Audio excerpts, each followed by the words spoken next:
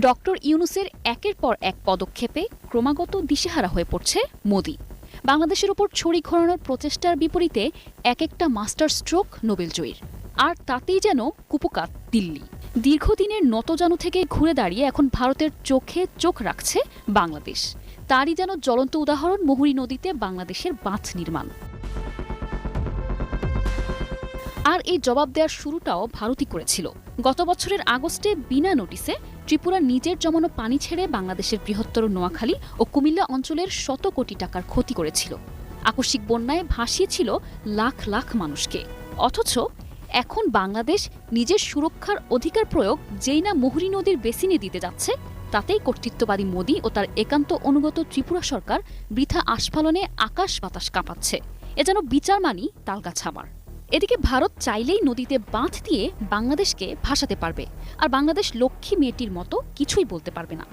কিন্তু সেদিন ফুরিয়েছে। এখন বাংলাদেশ নিজের অধিকারের কথা বলতে পারে। শেখ হাসিনার পতনের পর দক্ষিণ এশিয়ায় যে কূটনৈতিক আবহ বদলেছে তা আর ঢেকে রাখার উপায় নেই। বিশেষত প্রতিবেশী বাংলাদেশে অন্তর্বর্তী সরকার দায়িত্ব নেয়ার পর থেকেই নয়াদিল্লির কপালে যেন অদৃশ্য ভাঁজ পড়েছে। নতুন সরকার আত্মনির্ভরশীল নীতিতে আগাতে চাইলে প্রতিবেশী ভারত যেন সেটাকে নিয়েছে তার ব্যক্তিগত অপমান হিসেবে। তা না হলে মুহুরী নদীর তীরে বাংলাদেশ বাঁধ নির্মাণ করলেই ত্রিপুরা সরকারের এত অস্থিরতা কেন? জল এখনও আসেনি, বন্যাও হয়নি, অথচ ত্রিপুরা প্রশাসনের মনে জলজটের মতো ভয়ে থই থই করছে, যেন বাংলাদেশ বাঁধ নয়, বুঝি রাজনৈতিক প্রতিশোধের প্রাচীর গড়ে তুলছে। বাংলাদেশকে বলা হয় নদীমাতৃক দেশ। এমন প্রাণবন্ত নদীর দেশ পৃথিবীতে খুব বেশি নেই। অথচ প্রকৃতির এমন আশীর্বাদকে বাংলাদেশের প্রতিবেশী ভারত গলা চেপে ধরে একের পর এক বাঁধ বসিয়েছে আন্তঃসীমান্ত নদীগুলোর ওপর। এক একটি বাঁধ যেন এক একটি অভিশাপ এ অঞ্চলের মানুষের জন্য।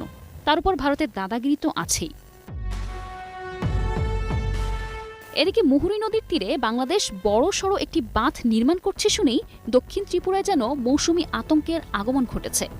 বর্ষার পানি নামলো কি না নামলো তার আগেই পানিতে ভেসে গেছে ত্রিপুরা সরকারের ঘুম। তাই তো তড়িঘড়ি করে পাঠানো হয়েছে উচ্চ পর্যায়ের পর্যবেক্ষণ মিশন। ত্রিপুরার আশঙ্কা, এই বুঝি বাঁধের পানিতে বিলোনিয়া ডুবে যাচ্ছে। এদিকে ভারতের গণমাধ্যম এনডিটিভি জানিয়েছে, এই প্রকল্প ঘিরে ভারতীয় সীমান্তের জনপদে ছড়িয়ে পড়েছে গভীর উদ্বেগ। যেন বাংলাদেশ বাঁধ বানাচ্ছে না, বরং সুনামি ছাড়ছে সীমান্তে। অপরদিকে এনডিটিভি জানায়, বাঁধ নির্মাণের খবরে দক্ষিণ ত্রিপুরা সীমান্তে উদ্বেগ বেড়েছে। আর তাই জল পর্যালোচনা নয়, বরং রাজনৈতিক বার্তা পৌঁছে দিতেই তড়িঘড়ি করে প্রতিনিধি দল পাঠিয়েছে ত্রিপুরা সরকার। তাদের আশঙ্কা, এই বাঁধ বর্ষায় বন্যা ডেকে আনতে পারে। তবে পর্যবেক্ষকরা বলছেন, এটি বরং অভ্যন্তরীণ অব্যবস্থাপনার দায় চাপানোর জন্য নতুন একটি ছুতো ছাড়া আর কিছুই নয়।